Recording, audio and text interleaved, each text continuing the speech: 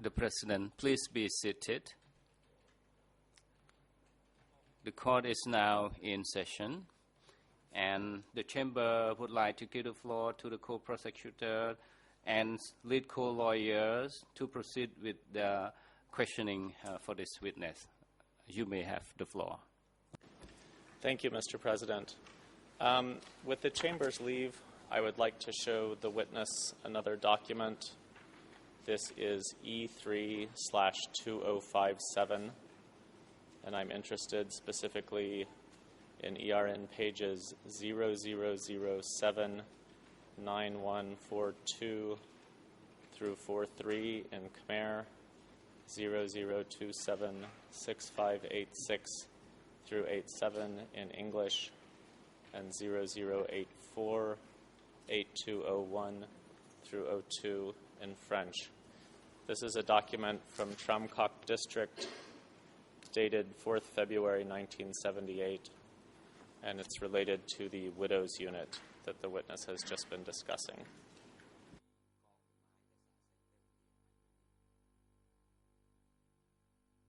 The President, your request is granted. And I would ask that the document be broadcast as well.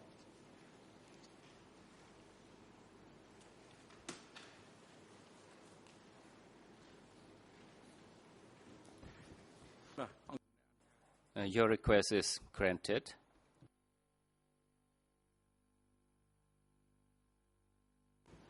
Mr. Sauhin, as I've just mentioned, this is a document dated 4th February 1978 from Tram Kok District. And I'd like you to just focus on the portion that has been circled or boxed on the copy I gave you. And I'll just read a quote. It says, "The enemy situation in the Tram Kok subdistrict base is as follows. We have grasped inside the widow concentration unit that they have a plan to gather forces. 1. Kyu Doch, the leader. 2. Dim Phan Ni. 3. Yi Phan. And 4. Pech Sok. All 4 of them are new women whose husbands Angka has smashed," unquote. And the document then continues the variety of allegations against these women, including plans to assassinate team and unit chairmen and possibly poisoning people. My question doesn't relate to those allegations. My question is simply, do you know any of the 4 women whose names I've just read?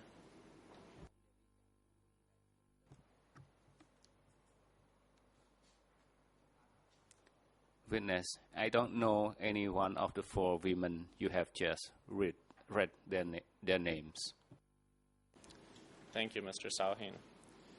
Mr. President, with the chamber's leave, I'll now pass the floor to the National Deputy Prosecutor.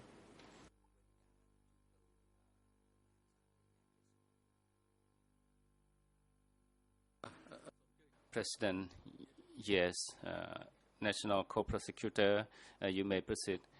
Good morning, Your Honors, Mr. President, parties, and the public in and around the courtroom. Good morning, Mr. Witness. My name is Cho Won. I have a few questions to put you today. Mr. Witness, you testified and you responded to the OCIJ E3-5515 on question and answer 29. You respond to the following question. What were the name of the district and sector office? Your response was that district chief was Tasan, who is still alive, but I'm not sure whether he is in Samlot, Pailan, or on Long Wang. And the sector secretary, I don't remember his name.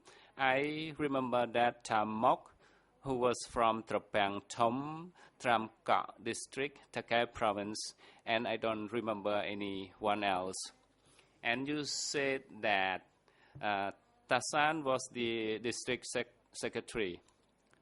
And when was he work as the district secretary at that time? Do you remember?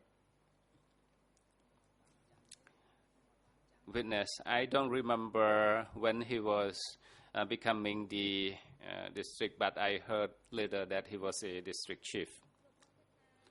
Question, who were the deputies of Tasan? Respond, I don't know. Question, who was the district chief before Tasan, and do you remember his name? Respond, no, I don't know him. Co-prosecutor, thank you, witness, and Mr. President, I don't have any further question to put to this witness. The President, the floor is now given to the lead co-lawyers to put question to the witness. Counsel, thank you, Mr. President.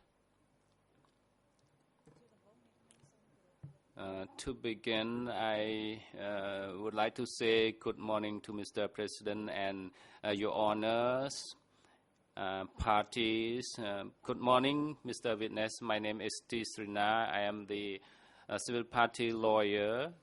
I have a number of questions to put to you, and I may need a clarification to your testimony yesterday and today.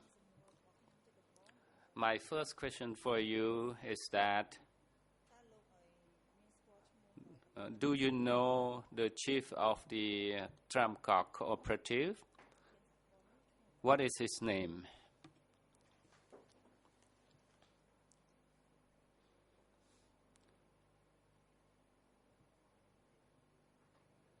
Answer, the cooperative chief, I know him.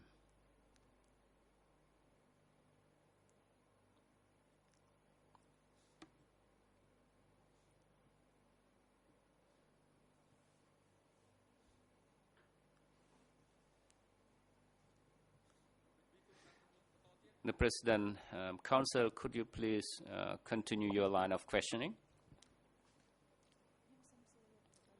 Counsel, in the cooperative, was there any change of the chief of the cooperative? Was he the one who was always there from 1975 through 1979? Was there any change or replacement of the chief? Respond, no. Question, I would like to continue my questions.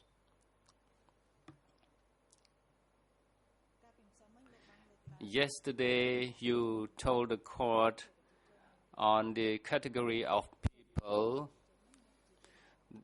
You said that there were new people. My question for you is as follows.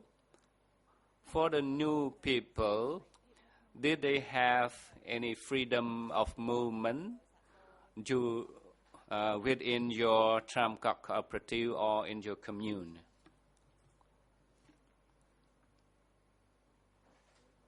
Response. During the 3 years regime, both the base people and the new people had no rights of movement.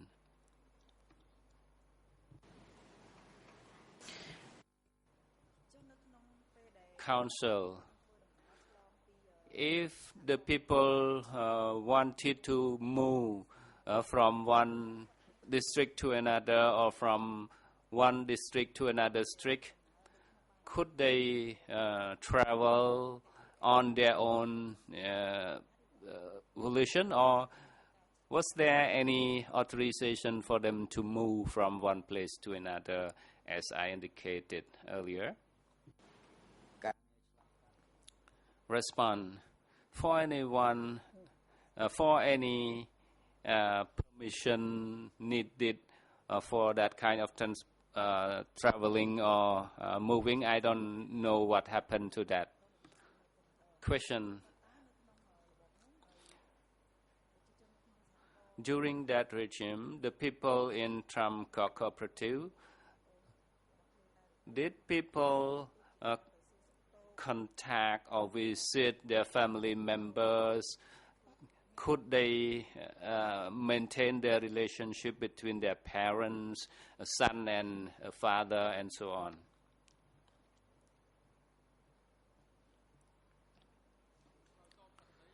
President, please respond to the question again, because you responded while the microphone was not activated.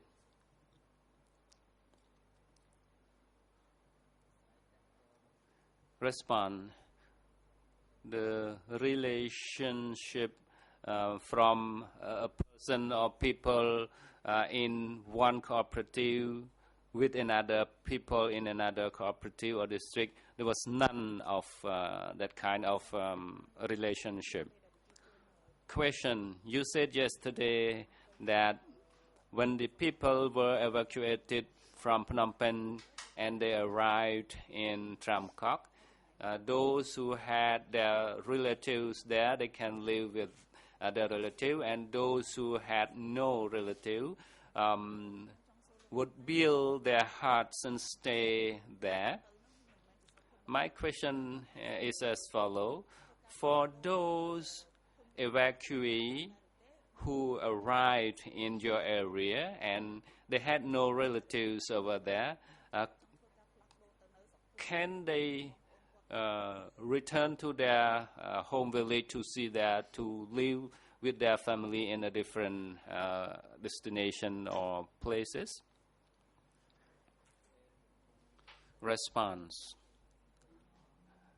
After the evacuation of Phnom Penh, people arrived in my area, and those who had no relatives, but during the first step, some people could request to return to their home village, but after the unit was formed, they could not do that.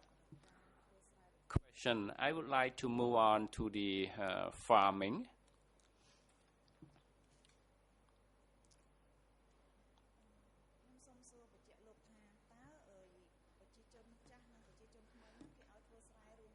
Were the old people and the new people assigned to do the same work in the paddy field or different kind of works?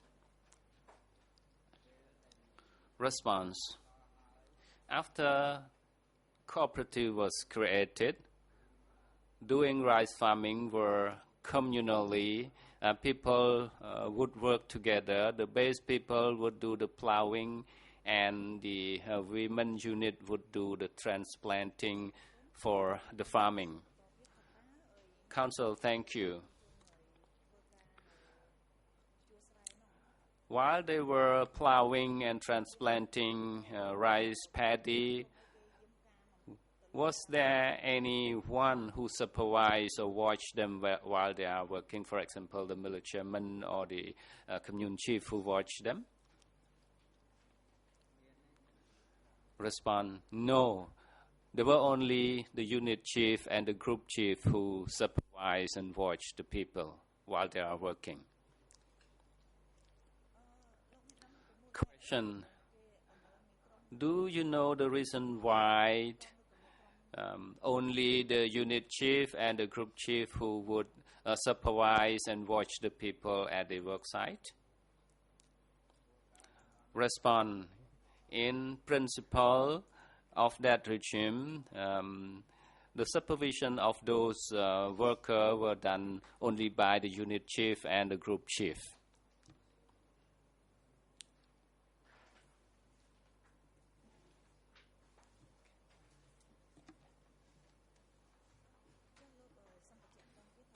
Question. Could you state again for the court, why was it necessary that they need to supervise and watch people at their work site? Respond. The strategy of that regime, it was their common practice every day, every week and month. So the unit chief and the group chief would always supervise and watch their member to do hard work. Question: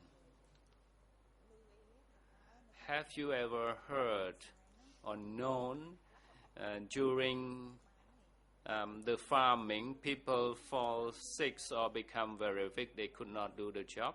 What happened to this kind of people? Response: I was belonging to the plowing unit. I did not witness anything, any incident like that. Counsel: do you mean that you never witnessed anything, or you witnessed but you don't want to know anything further? President: witness, please wait.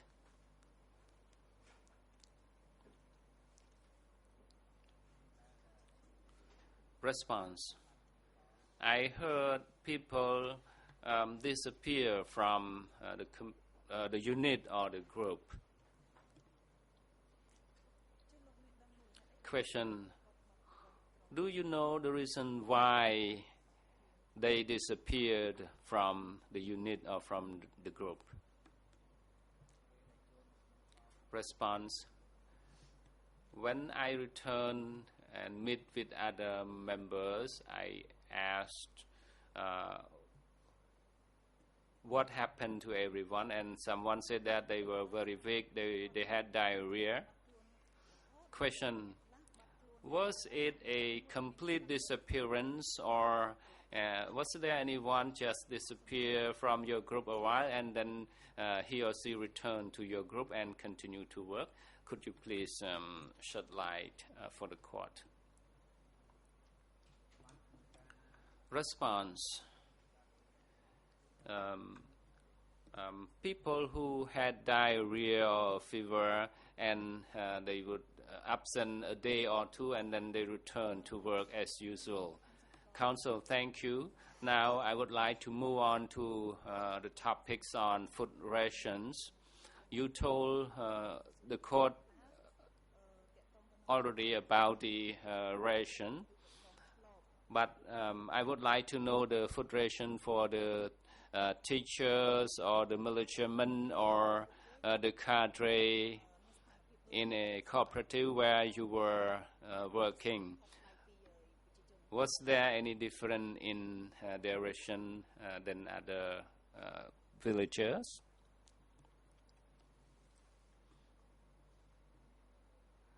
Response: food ration for militiamen, for teachers, I had no idea as regards their food ration. I know only the food ration for people in my group and in my unit. Counsel, thank you. What did you have for food? Was it a cooked rice or any kind of food when you eat communally with your members? Response: in my cooperative, we would receive cooked rice, steamed rice, but in a small amount of rice, and we would eat around a table of 10 people at a time. Question: you said that you receive rice for food every day. Was it sufficient for you? And all members in your group? I mean the 10 people in your group. Respond: no, it was not enough.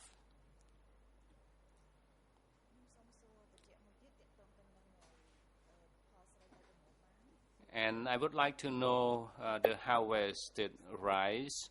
When you work during the regime, what happened to the harvest rice? Were the rice distributed or stored for consumption for the people in the commune or in the unit?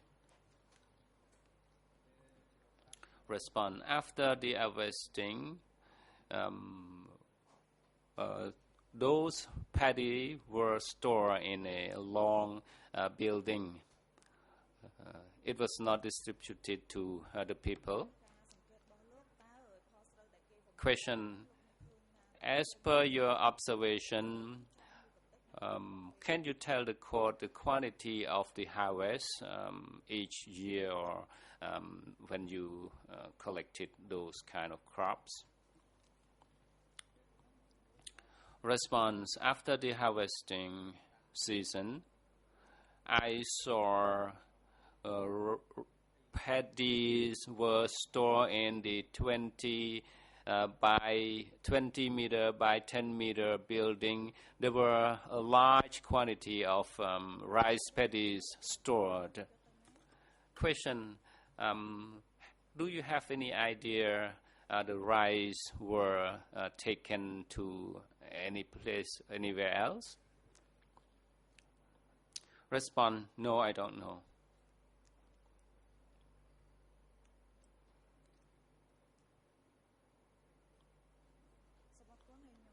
Counsel, thank you.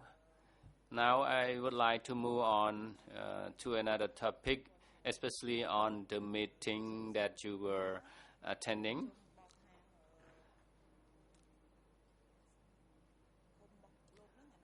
And the commune meeting, were all people in the commune invited or called to the meeting, or was it a meeting for each group of people who work at that work site? Respond: very often we would have a meeting at each unit and groups.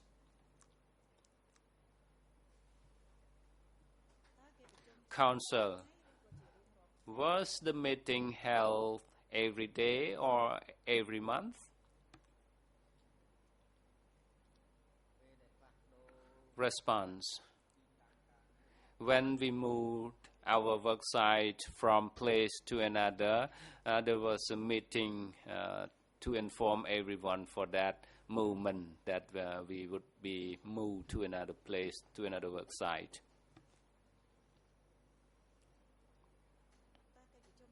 Question: was it a daily meeting or a monthly meeting?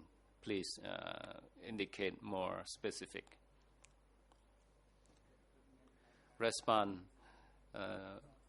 it was not every day. When there was the plan decided by Angka, and then there was a meeting for that.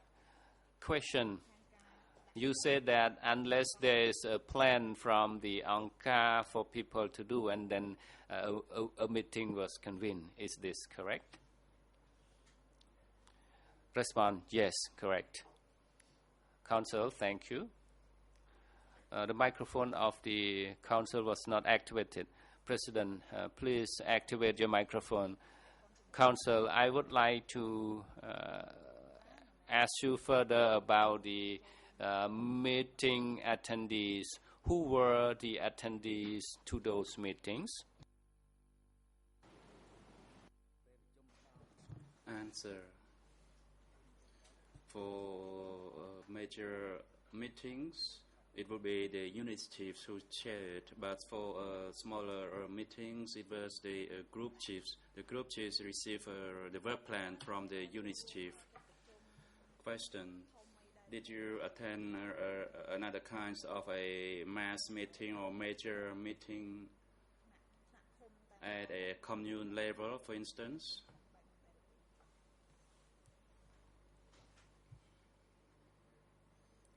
Answer: I seldom attended such a major meeting. However, regularly I attended the unit meeting held at the village level.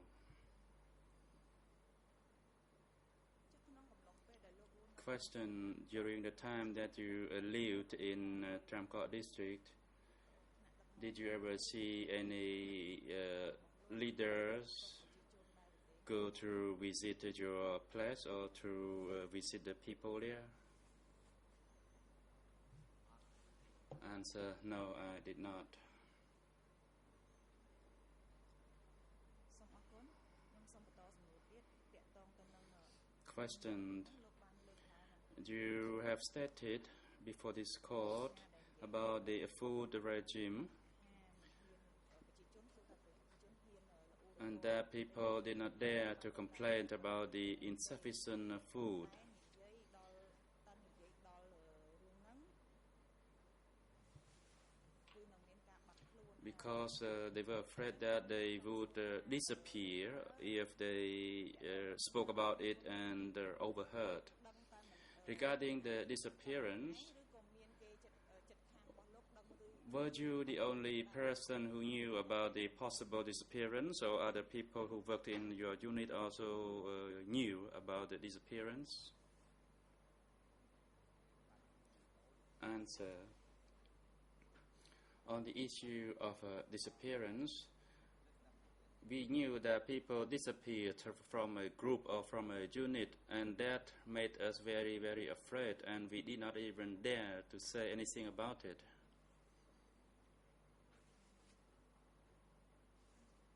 សូមអរគុណខ្ញុំសូមធ្វើការបញ្ជាក់ឡើងបន្តិច Question. នៅពេលដែលមានការបាត់ខ្លួនហ្នឹង When someone disappeared, នៃការបាត់ខ្លួននេះ the person who knew about the disappeared, for example, the person who worked in your team or worked close to you knew about it, or whether all the people in the village knew about such a disappearance? Answer, I could not respond to that as I did not know.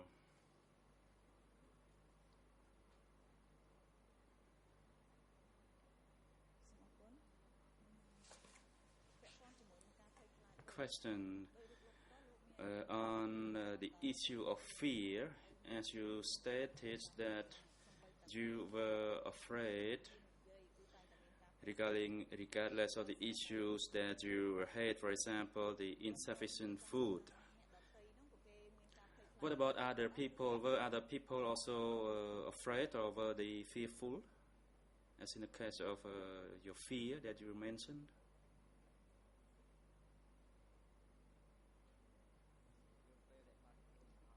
Answer, for each disappearance of a person within the group, personally, I was very, very fearful, and I did not dare say anything about it.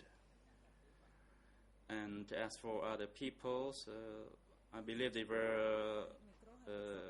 had the same feeling. Civil Party lawyer, could you please repeat your last part, as when you were speaking, the microphone was off? Witness. When there was a disappearance of someone within the group, I became even more fearful and did not dare say anything about it, because I was afraid that one day it would be my turn. Question, what about others, the people who work close to you? Were they afraid of disappearance too? Answer, as for those who work in the group, they were wondering, and we were talking quietly among ourselves about why that person disappeared. Question, when you were talking about the disappearance, what did you think of how they felt about the disappearance? Answer, I believed they also felt the same. It means they were also fearful. សូមអរគុណខ្ញុំសូមសួរតាក់ទង Question. My next line is in relation to the security office. Did you know if there was any security office or center in your cooperative?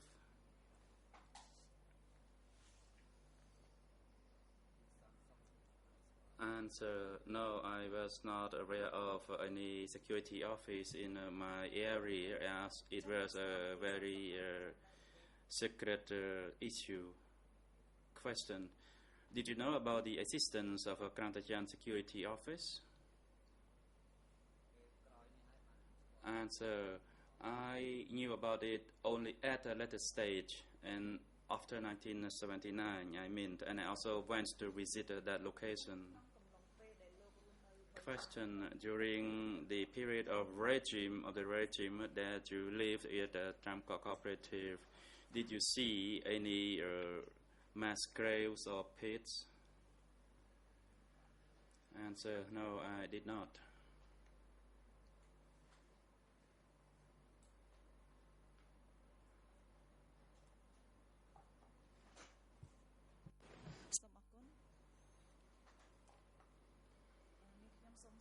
Question.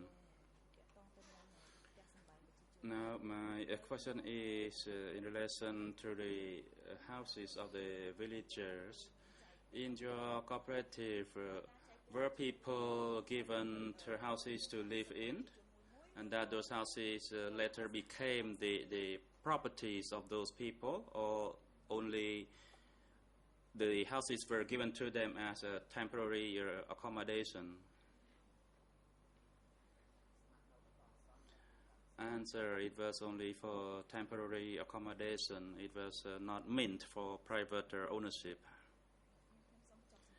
Thank you, Mr. Witness and Mr. President. I don't have any further question for this witness, and I'd like to pass the floor to my colleague, Ms. Mary to put further questions to this witness. President, thank you. And yes, the international lead co-lawyer for civil parties, you have the floor.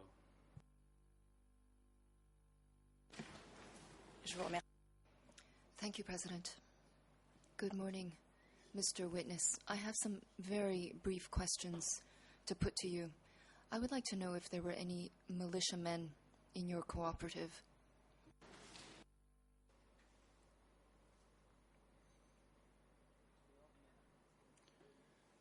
There was a group of militiamen at the commune.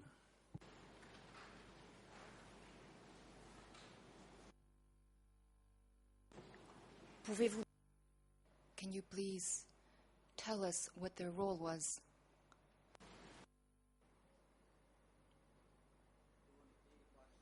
The role of the militiamen, as I experienced, was to monitor the activity of people at their houses.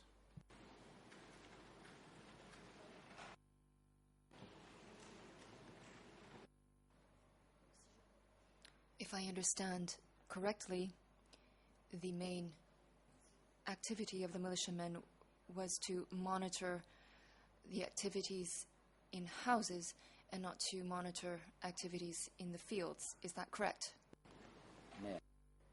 Yes.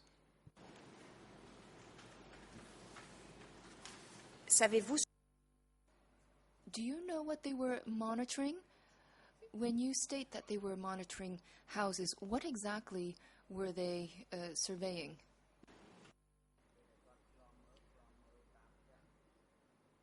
While they were watching the houses,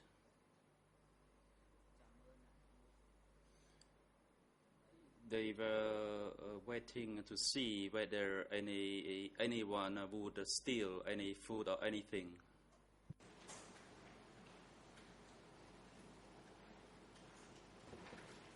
Merci.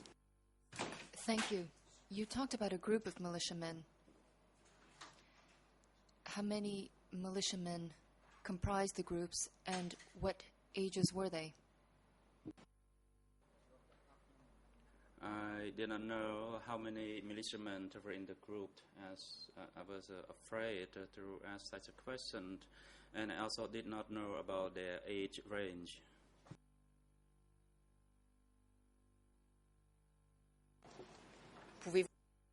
Can you please tell us if you saw them regularly, or did you see the militiamen only on an exceptional basis?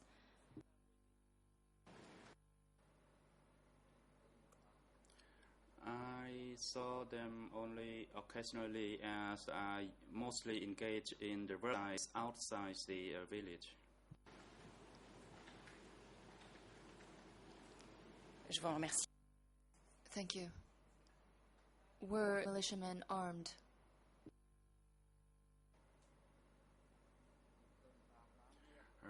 When I saw them, yes, they did carry weapons.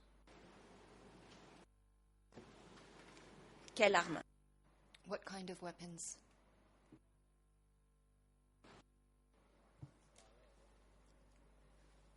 I did not know the kind of weapons that they carried. Mais pour être But to be more specific, are you talking about a firearm?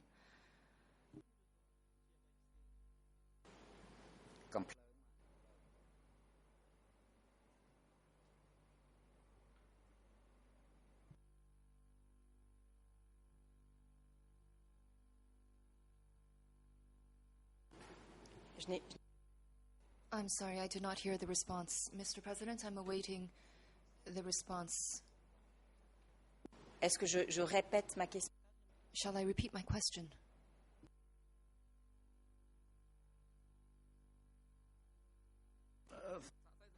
President, Mr. Witness, please respond to the last question.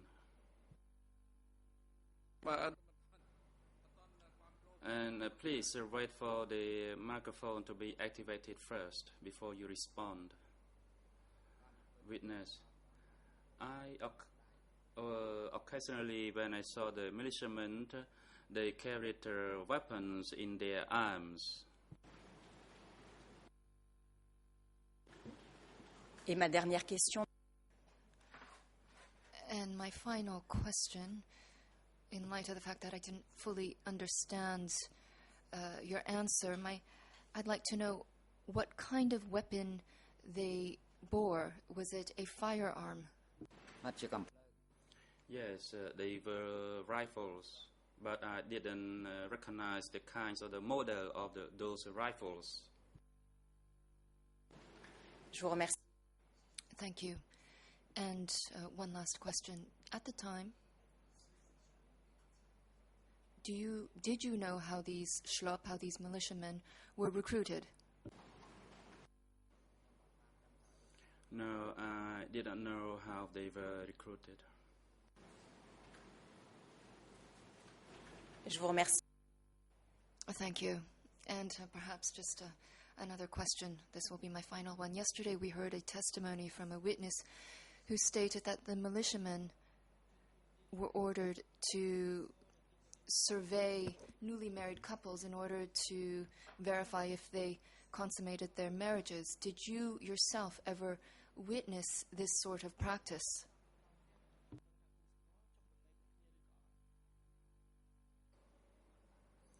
I did not see such an event. Je vous remercie.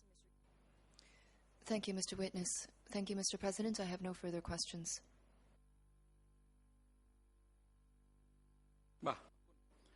President, thank you.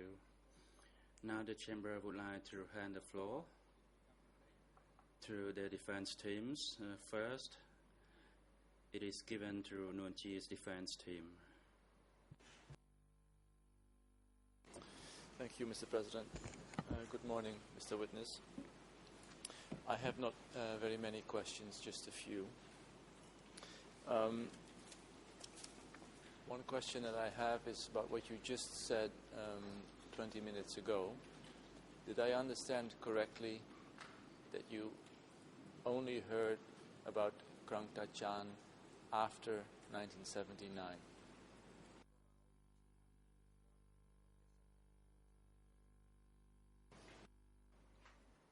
Yes, that is correct.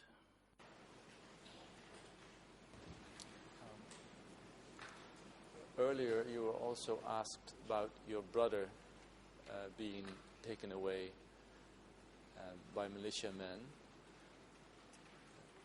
Would it be correct if I say that you only knew after 1979 where he had been taken, or were you able to tell before 1979 what had happened to him?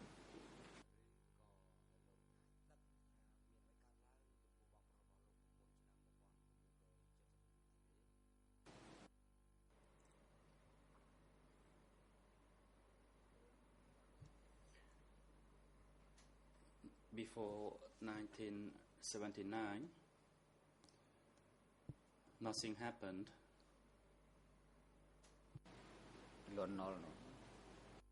He was he works for the former Lon government. I rather like you to put the question to me again.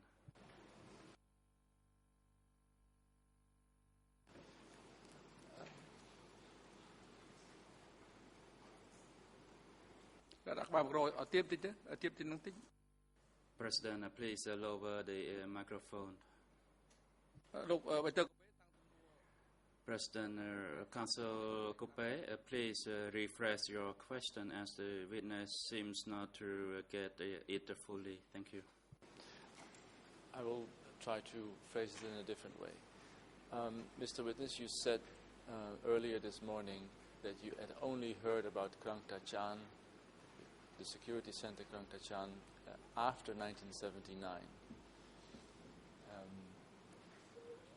Having said that, I would like now to ask you about your brother. When did you learn exactly where your brother was taken to?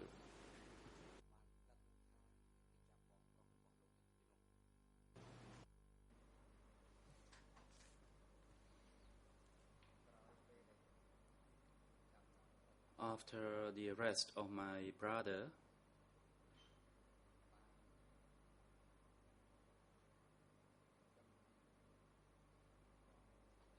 I learned from our family members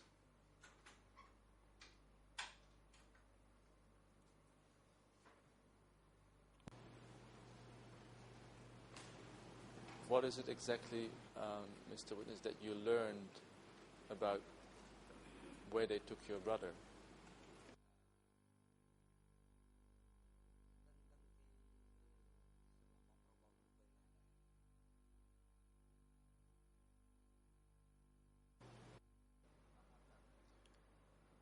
I did not know. So your answer is now that you did not know between 1975 and 1979 where they took your brother. Is that correct?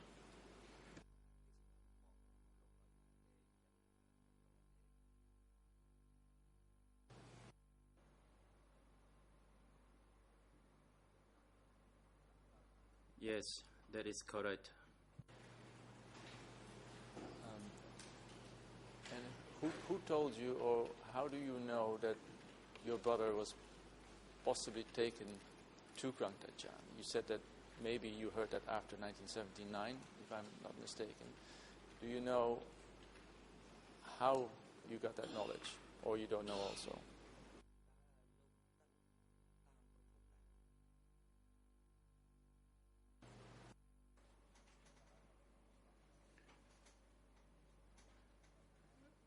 During that regime, I learned from someone who tended the cows near that vicinity, and at that time I was tending the cows too.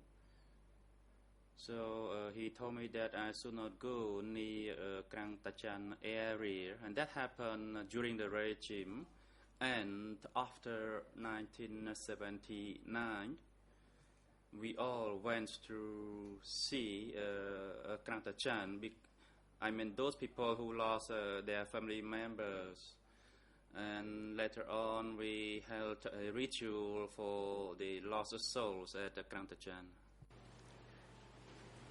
Did you maybe see the name of your brother on documents that were found after 1979, or you didn't?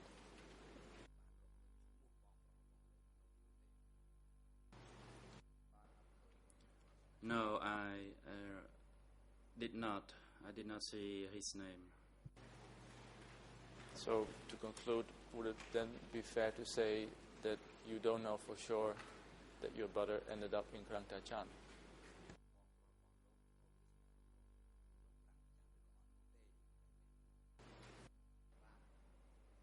Yes.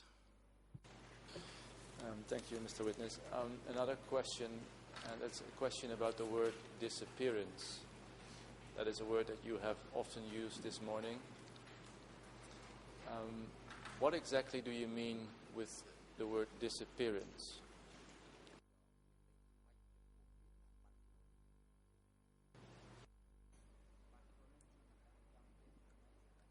I use the word disappearance because when someone disappeared and never returned, then I use it for such event.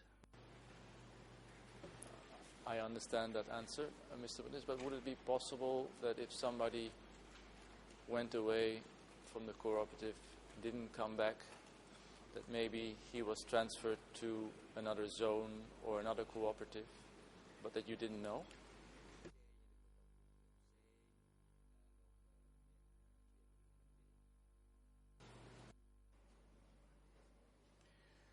I would not know about that. The only thing I knew is when somebody disappeared from a group or from a unit. So just to be sure, your word disappearance simply means that somebody went away and didn't come back, correct?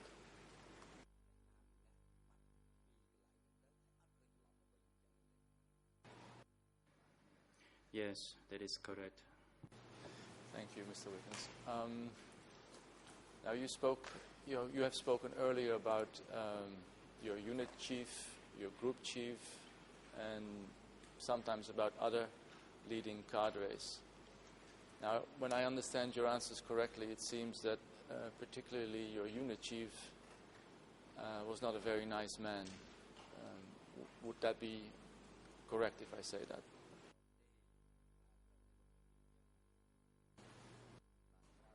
Yes, that is correct.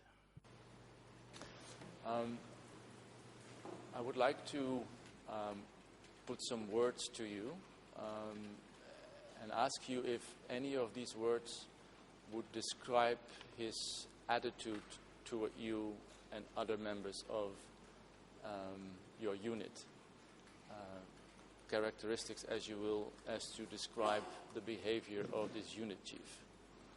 So I'm going to give you 6 or 7 words, and I would like to ask you if any of these words apply to his behavior and his attitude to you. Do you understand my question to follow?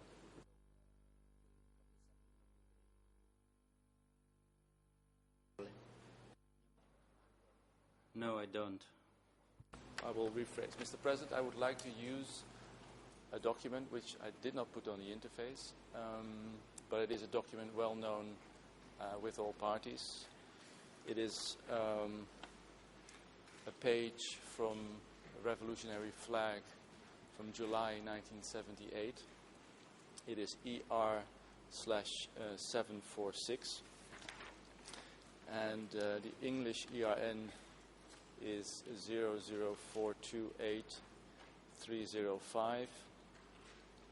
The Khmer ERN is 0064504, and the French ERN 006-11886.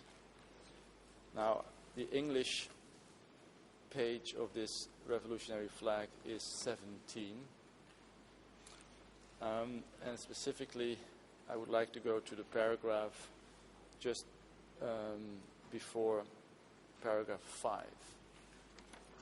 And there are some attitudes and words being described, and I would like to use these words and ask the witness if he recognizes the behavior of his unit chief in any of those words.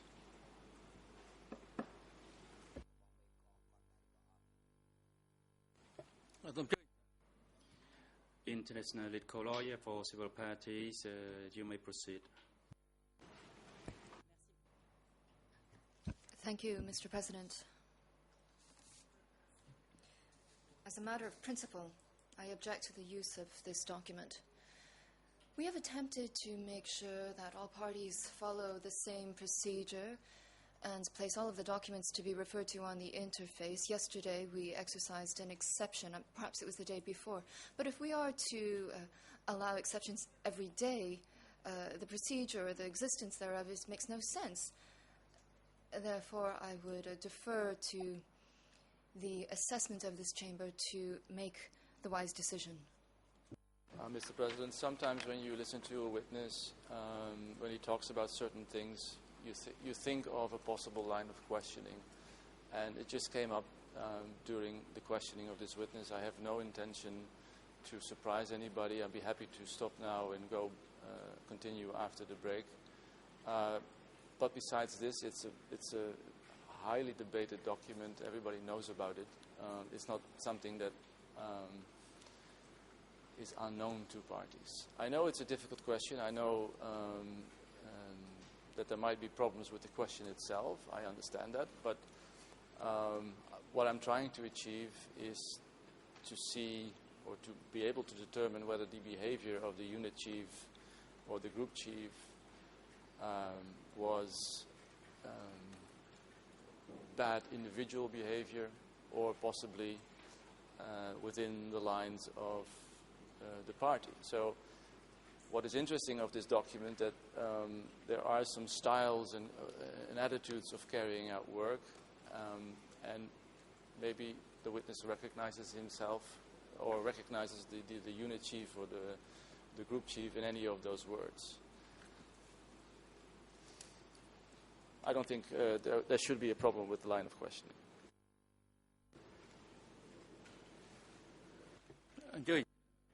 President, the Deputy Co-Prosecutor, you have the floor.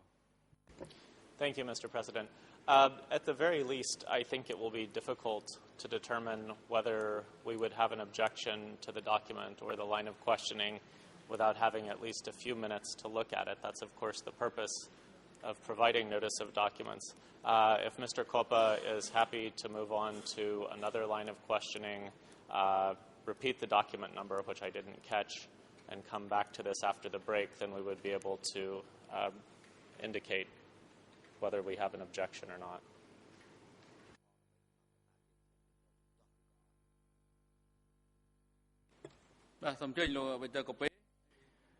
President, Councillor Coupe, please repeat the document number as the parties do not get it. And please do it slowly or do it twice as we previously instructed all parties to do so. And if you have a question in relation to this document, rather if you have other questions, please proceed with other questions first and leave this question aside and let other parties review this particular document first. And then when we return from our lunch break, then we can discuss this document and the question you intend to ask. Yes, Mr. President. Again, it is a revolutionary flag from July 1978. It is E3/746. English ERN 00428-305. French ERN 006118886 and Khmer ERN 0064504. And the words I was intending to use, and the reason I'm using this document because I would like to have the exact Khmer word is the words. President, do you have other questions to put to the witness? And leave aside the question related to this document because we let other parties to review the document during the lunch break, and we will discuss it when we return from our break. We also have the international lead co-lawyer for civil parties who oppose your question in relation to this document, and You may ask other questions after we gather the comment or observation from the prosecution, and then the chamber will rule on this document and the question that you intend to put to this witness. I will. Thank you, Mr. President. One very small. President Judge French, you have the floor. Just one question to the previous issue, to the issue of the document. If I understood that correctly, the questions will go to the personality of a person. So why don't you ask an open question as to how he would describe the person? Why do we need to feed him from a document? Well, it has a legal background, my question, because if there's a difference in how, let's say, the top of the CPK thought that certain positions should be taken and how it was implemented or executed on the lower level, and there's a discrepancy between that. That is an interesting possible legal argument. The other reason is that the words that are used here are very typical for those days, and I was hoping by using this document that we have the exact Khmer words being presented to the witness, so that we can get as close as possible to a possible description of the attitude of the unit chief and the group chief, who apparently were not very nice people. So that's why I wanted to stay as close to the description of the attitude of the group chief and the unit chief by using the words described the words used to describe the behavior of lower-ranking cadres. In other words, to finish my argument, apparently higher-level cadres or the top of the CPK didn't want lower cadres to behave a certain way, and they have explicitly formulated how lower cadres shouldn't behave. And I would like to be able to determine whether these characteristics of attitudes of lower cadres toward the people may bring back memories with this witness. So there's a legal and a fact rationale behind the question.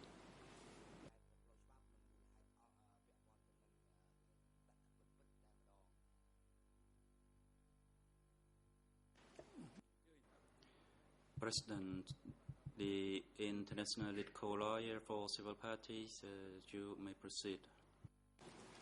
Merci, Monsieur. Thank you, Mr. President, for giving me the floor again. Just a brief observation so that you may, if necessary, take it into account when you deliberate. I understand the need of all parties to call upon documents that have not been placed on the interface the day before. This is not something that for me is really an issue, especially since we will have the possibility of going over the document during the lunch break. But the Chamber has to be clear, because if the Chamber makes an exception for our colleague Koppe, this should also be given to the other parties for the rest of the trial, and it should be clear for everyone. That is to say that we will also enjoy the possibility, when we believe that it's necessary to use a document that has not been placed on the interface the day before, well, the Chamber has to also give us the same opportunities, and this for all parties. Thank you, Mr. President.